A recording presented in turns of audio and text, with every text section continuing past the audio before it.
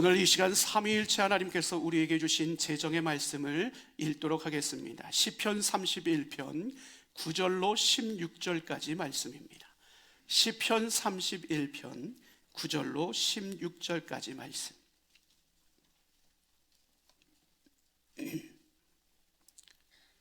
제가 봉독하도록 하겠습니다. 여호와여, 내가 고통 중에 있사오니 내게 은혜를 베푸소서. 내가 근심 때문에 눈과 영혼과 몸이 쇠하였나이다.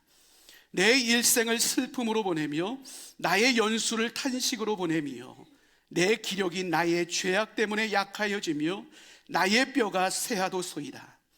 내가 모든 대적들 때문에 욕을 당하고 내 이웃에게서는 심히 당하니 내 친구가 놀라고 길에서 보는 자가 나를 피하였나이다. 내가 잊어버린 바 됨이 죽은 자를 마음에 두지 아니함 같고 깨진 그릇과 같으니이다.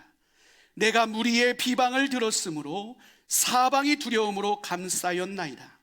그들이 나를 치려고 함께 의논할 때에 내 생명을 빼앗기로 꾀하였나이다.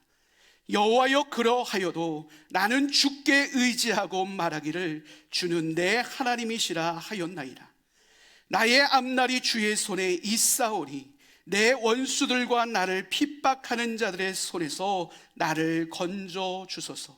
주의 얼굴을 주의 종에게 비추시고 주의 사랑하심으로 나를 구원하소서.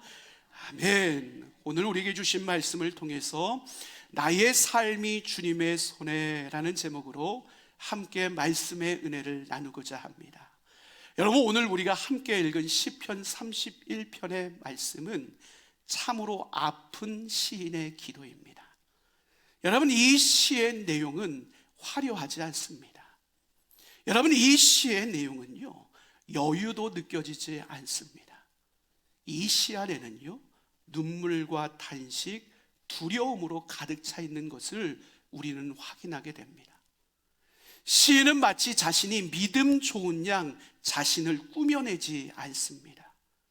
아파하면서도 괜찮은 척 하지 않습니다. 두려워하면서도 담대한 척 하지 않습니다. 자신이 상함의 자리에 있으면서도 아무 문제 없는 척 하지 않고 있다라는 사실입니다. 그러기에 시인은요, 오늘 진실되게 하나님 앞에 자신의 삶을 고백하고 있는 것을 보게 됩니다. 그는 9절과 10절에서 이렇게 고백합니다. 함께 읽겠습니다.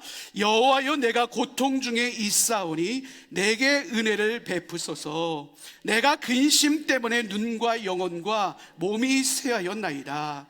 내 일생을 슬픔으로 보내며 나의 연수를 탄식으로 보내며 내 기력이 나의 죄악 때문에 약하여지며 나의 뼈가 쇠하도소이다.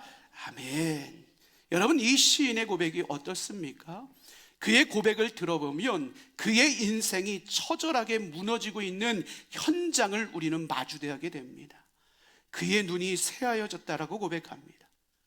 그의 영혼도 쇠하여졌다라고 이야기를 합니다.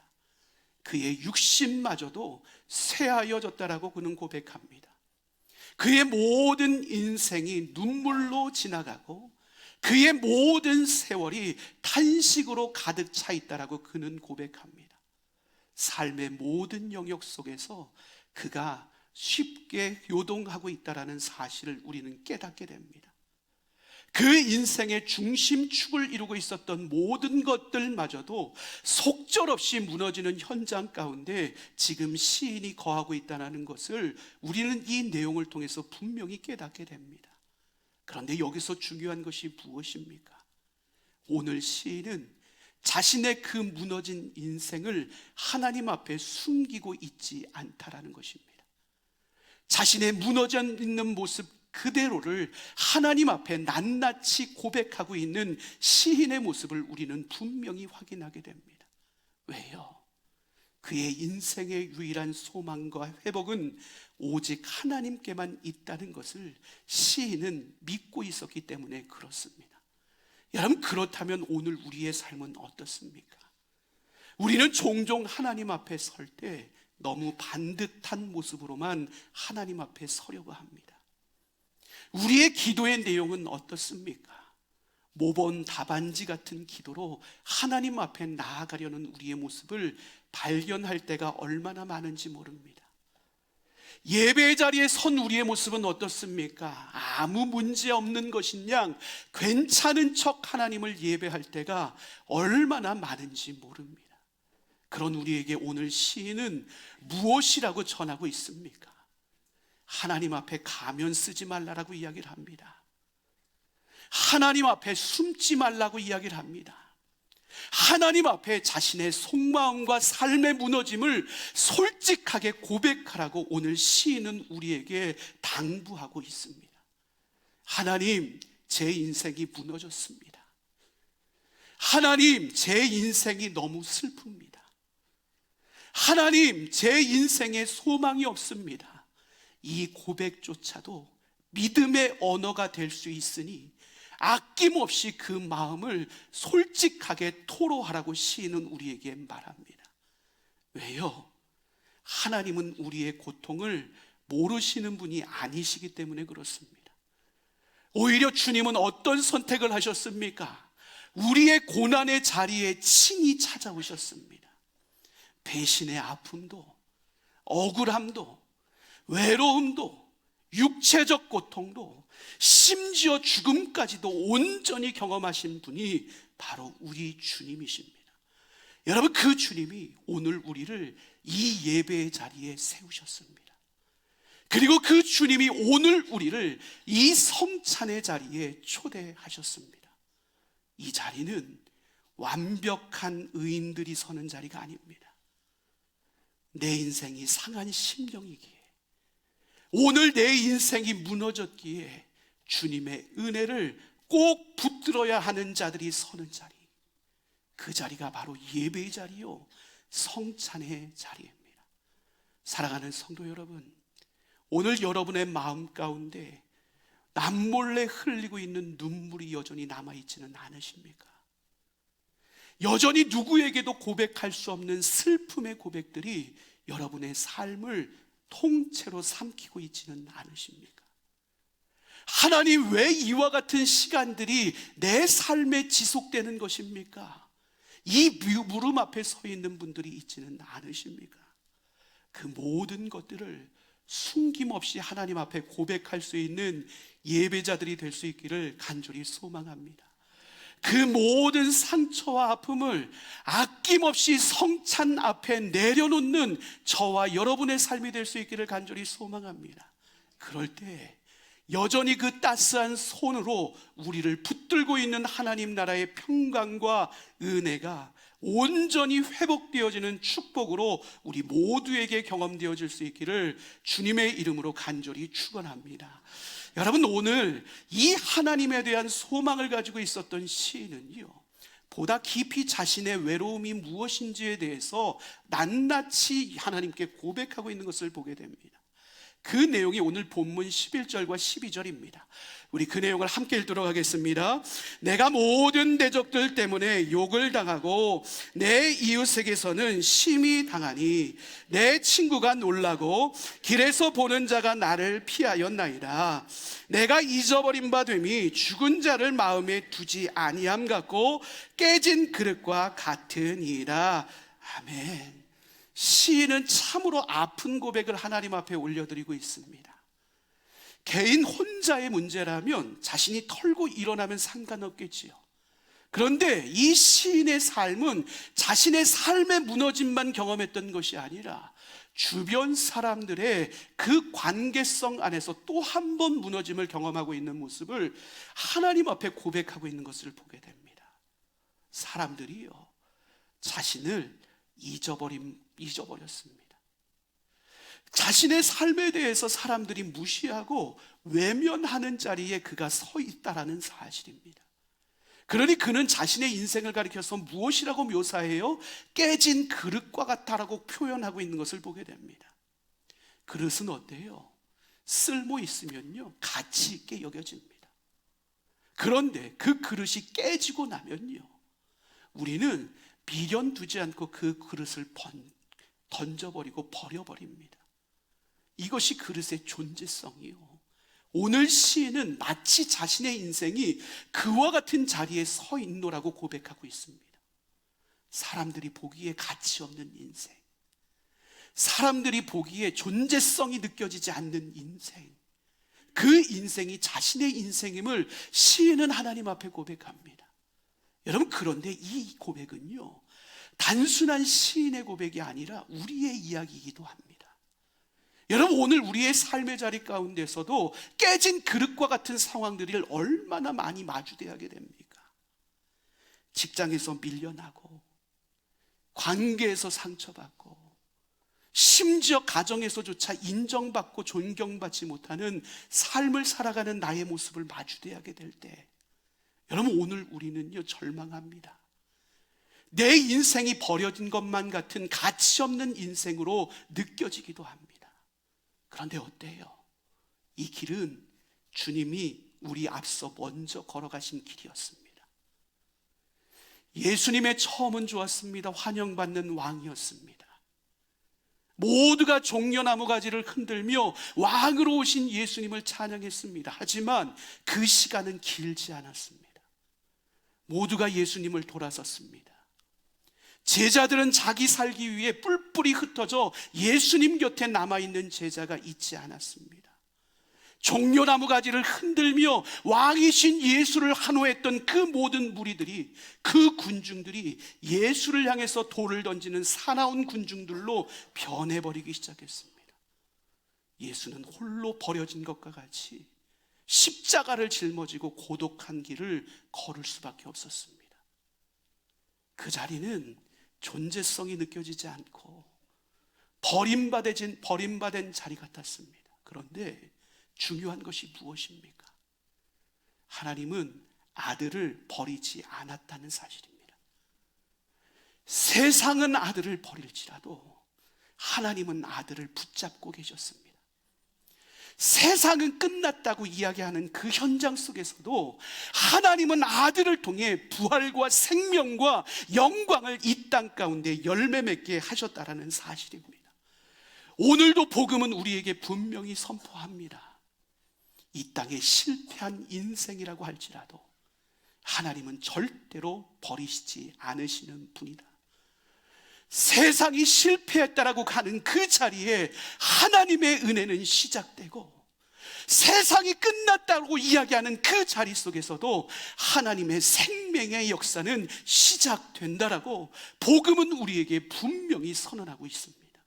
그리고 이 성만찬의 자리는 바로 그 복음을 눈으로 확인하는 자리입니다. 여러분, 오늘 우리가 나눌 떡은 예수님의 살입니다. 오늘 우리가 나눌 포도주는 예수가 흘린 피입니다.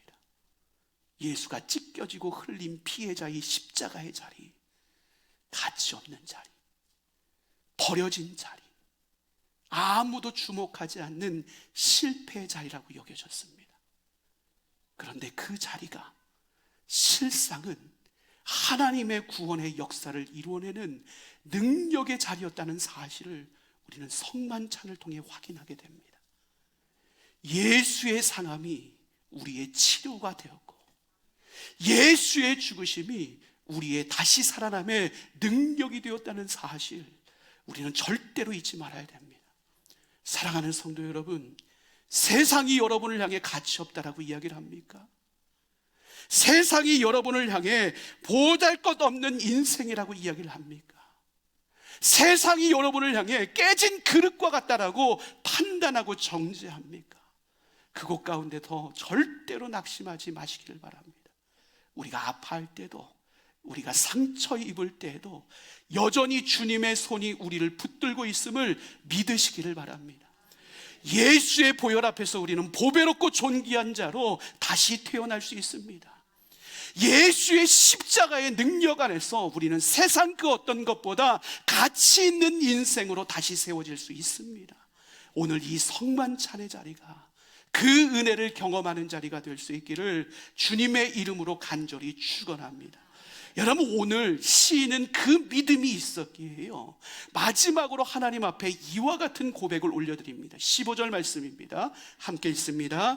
나의 앞날이 주의 손에 있사오니 내 원수들과 나를 핍박하는 자들의 손에서 나를 건져 주소서. 아멘. 여러분, 이 본문 말씀의 앞부분인 나의 앞날이 주의 손에 있사오니, 이 내용은요, 다른 번역본에서 보면 이렇게 번역하기도 합니다. 내 뜻이 주의 손에 있사오니, 내 때가 주의 손에 있사오니, 이렇게 고백되어져요. 그러니까 무엇을 이야기를 하는 거예요? 그냥 단순히 앞날만 하나님 앞에 맡겨드린 것이 아니라 내 모든 때, 상황, 순간, 모든 환경, 이 모든 것들까지도 모든 것이 하나님의 손에 있다라는 사실을 시인이 고백하고 있는 거예요. 여러분, 그러기에 이 고백은 단순한 고백이 아니라 신앙의 깊이 있는 고백임을 확인하게 됩니다. 왜요? 여러분, 시인의 삶에 아무런 변화가 일어나지 않았거든요. 고난 가운데서 벗어나지 않았거든요. 여전히 관계의 골은 깊어 있습니다. 그런데 그곳 가운데서 시인은 내 때가 주님의 손에 있습니다라고 고백하고 있다라는 사실입니다. 여러분, 이것은 무엇을 의미하는 거예요? 이것이 바로 하나님이 우리에게 원하시는 믿음이라는 거예요. 믿음이라는 것은요, 오늘 내 문제가 다 해결됐기 때문에 그 끝에서 부르는 승리의 노래가 믿음이 아니라는 거예요. 믿음은 무엇이라는 거예요? 오늘 내 삶에 여전히 문제가 있는데, 여전히 내 눈물이 마르지 않는 상황 속에 있는데, 그럼에도 불구하고 하나님의 손이 모든 상황보다 더 크다는 사실을 붙드는 것, 여러분, 이것이 믿음이에요. 뭐라고요? 오늘 여전히 내가 문제 앞에 있다고요. 내 눈물이 마르지 않는다고요. 그런데 하나님의 손이 그 모든 상황과 문제보다 더 크다는 사실을 붙드는 것, 여러분, 이것이 믿음입니다. 그리고 이 큰 믿음을 누가 보여주셨어요? 예수가 보여주셨어요. 종료주일의 환호성이 순식간에 군중들의 함성으로 바뀌고 비난으로 바뀌어졌던 그 현장, 예수님은 쓸쓸하게요, 실패한 것처럼 그 길을 걷고 있었어요.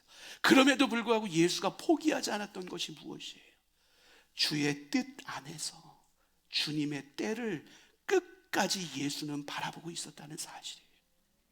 그리고 십자가에 달렸을 때 그가 마지막으로 고백했던 그 내용이 무엇입니까? 아버지, 내 영혼을 아버지의 손에 부탁하나이다. 아버지, 내 영혼을 아버지의 손에 부탁하나이다. 오늘 시편 기자의 고백이에요.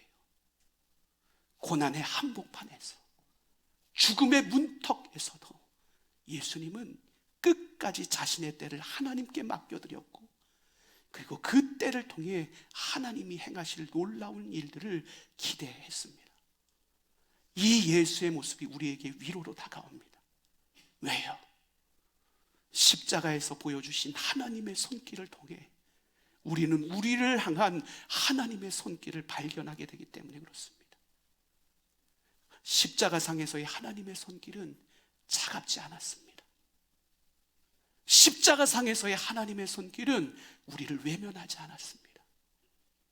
십자가상에서의 하나님의 손길은 우리를 모른 척하지 않으셨고, 십자가 앞에서 더욱 굳은 사랑으로 우리의 삶을 견고하게 세워놨고 있었다는 사실입니다. 그러기에 내 때가 주님의 손에 있습니다라는 이 고백은 우리의 푸념이 아니라, 체념이 아니라, 포기가 아니라 그 사랑에 우리의 모든 것을 맡겨드리는 신뢰의 고백이라는 사실, 우리는 분명히 기억할 수 있어야 됩니다. 우리도 모든 때의 시간들을 보내게 됩니다. 기다림의 때가 있습니다. 성취의 때가 있습니다. 상실의 때가 있습니다. 채워짐의 때가 있습니다. 고통과 환난의 때가 있습니다. 반면에 소망의 때도 있습니다. 우리의 삶에 중요한 것은 우리가 어떤 때, 어떤 시간, 어떤 시절을 보내고 있는가가 중요한 것이 아니라 그 때를 붙들고 있는 손이 누구인가가 우리의 삶의 중요함을 분명히 기억할 수 있어야 됩니다. 여러분, 우리를 붙들고 있는 손은 세상의 손이 아닙니다. 오늘 우리의 삶을 붙들고 있는 손은 우연의 손이 아닙니다. 오늘 우리의 삶을 붙들고 있는 손은 전능하신 하나님의 따스한 손길입니다. 그 손길을 꼭 부여잡는 이 성찬의 자리가 될 수 있기를 주님의 이름으로 간절히 축원합니다. 눈에 보이는 문제와 환경 때문에 낙심하지 마시기를 바랍니다. 우리의 때를 붙들고 있는 하나님은 반드시 우리의 삶을 붙드시고 소망의 자리로 우리의 발걸음을 인도하여 주실 것을 믿으시기를 바랍니다. 이 믿음 위에 다시 세워지는 예배자 되어 오늘 그 주님과 동행함으로 절망을 딛고 일어나 소망을 향해 예수님처럼 힘있게 걸어나갈 수 있는 저와 여러분의 삶이 될 수 있기를 주님의 이름으로 간절히 축원합니다. 여러분, 말씀을 정리합니다. 우리는 종료주일의 환호와 순환의 시간, 고난 주간의 십자가 사이 속에 서 있습니다.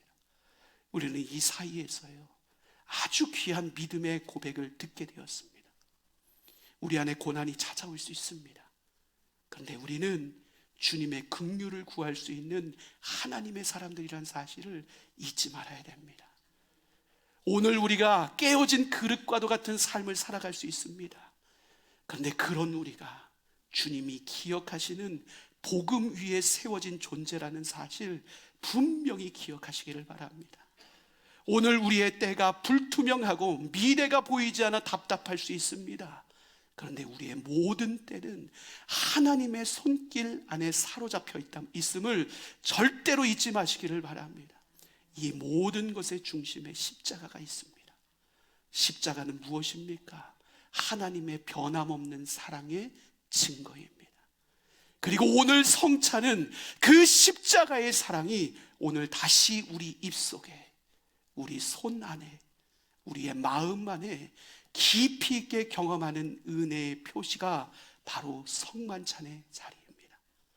이 성만찬에 여러분의 무너진 삶을 온전히 내어드리시기를 바랍니다. 이 성만찬 앞에 여러분의 상처난 마음들, 여러분의 죄책감과 두려움까지도 온전히 내어드릴 수 있게 되기를 간절히 소망합니다. 그리고 하나님의 음성을 들으시길 바랍니다. 이것은 너희를 위한 나의 몸이고 너희를 위해 찢기고 상한 나의 피다. 그 주님의 음성 앞에 주님, 나의 모든 삶과 때를 주님의 손에 맡겨드립니다. 모든 삶을 사랑의 손길로 온전히 인도하여 주옵소서. 이 믿음의 고백이 우리의 심령과 입술을 통해 새겨지고 고백되어지는 삶을 살아가는 저와 여러분의 삶이 될 수 있기를 주님의 이름으로 간절히 축원합니다.